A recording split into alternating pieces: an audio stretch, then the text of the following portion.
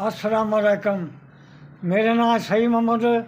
मैं जिन्ना चिर अख ठीक रही है उन्ना चिर काम करता रहा ते हूँ मैं भराऊ के बूहे उत्ते हुन्ना ते वो मेहनत मजदूरी करता है, अपने बच्चों का टाइम पास करता। 75 साल मेरी जिंदगी है ते ना धी है ना पुत्र है ते अपने भराऊ के बूहे उत्ते रहना।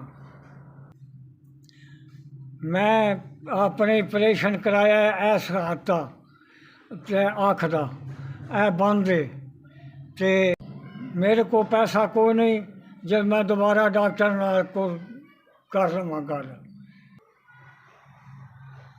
ए हाथ भी मोहताज है, फर्ज पे है ते ए टुटा है तो मैं मजदूरी भी नहीं कर सकता।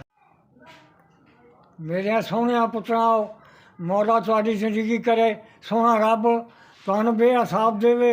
संगियां साथियां की लोड़ हुंदी है, मैं मस्कीन हाँ, मैं अपने हाथ तो भी मोहताज हाँ ते अख तो भी मोहताज हाँ ते मैं निक्के भराऊ कोल ना।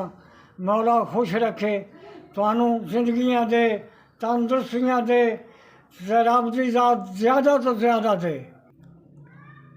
5000 रुपया लद्दा है, मौला तुहाडी जिंदगी करे, तंदुरुस्तियां बख्शे, बच्चों नाल पोतरियां नाल आबाद हो।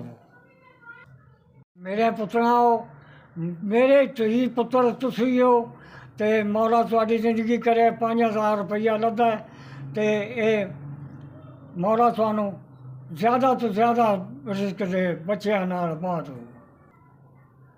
ये अल्लाह की ज़ात ने तुहाडे कारोबार चलते रहन ते मेरा भी ध्यान रखे।